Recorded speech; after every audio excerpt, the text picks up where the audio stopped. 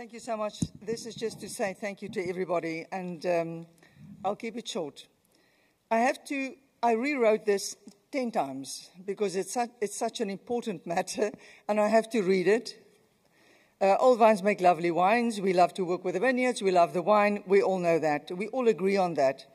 But as I mentioned before, let's look at sustainability. Where does it start? In essence, a vineyard or a wine must pay for itself. It must be economically viable. It means that the vines or the vineyard must thrive and survive. That are diverse nature, not only the vines, not monoculture, that a diverse nature around it must be nurtured to support the vines, and the wines must actually be sold, which seems to be the most difficult thing these days. But as we mentioned in this latest discussion, what about the people? What about the people that work in the vineyards? They must also have a sustainable income from their work and have a worthy and dignified life. Many countries, as I mentioned, use seasonal or migrant labor in the vineyards. And South Africa is not the only one. I have to just correct that. There's many of the European countries that I've been to, many of the, of the Napa producers, of the producers around here, that use faceless groups of people that come in, do the work, and then they disappear again. They're not part of the winning recipe of wine, if there is a winning recipe. People that come and go without the wine producer making a conscious commitment to them or training them or knowing even their names.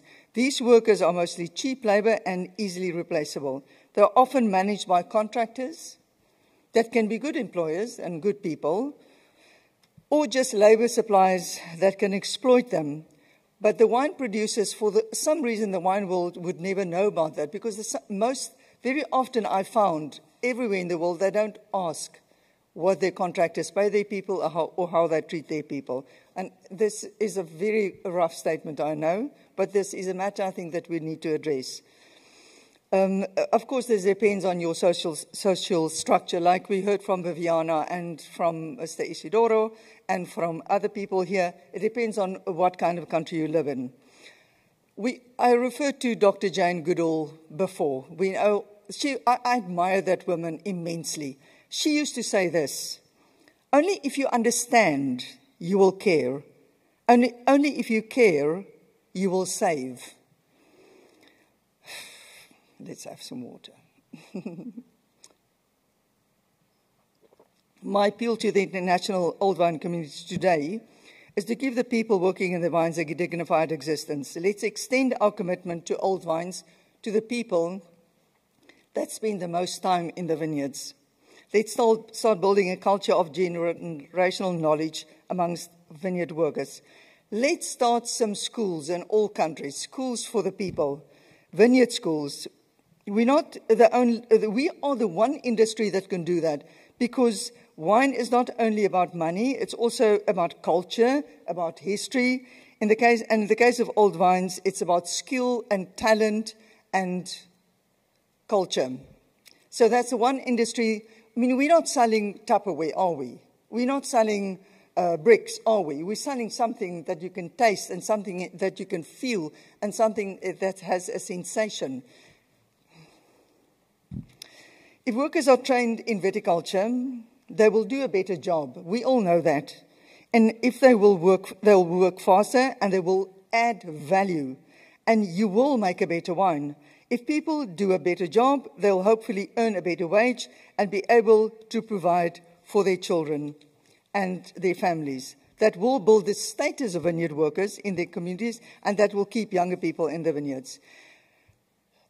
Just a final thing. You know, sometimes I feel that the world is in such a dark place. I mean, if you look at everything that's happening in the world, I can't change the world. I can't change the war that's going on in the Ukraine or in Gaza. I can't change the rainforest being chopped down.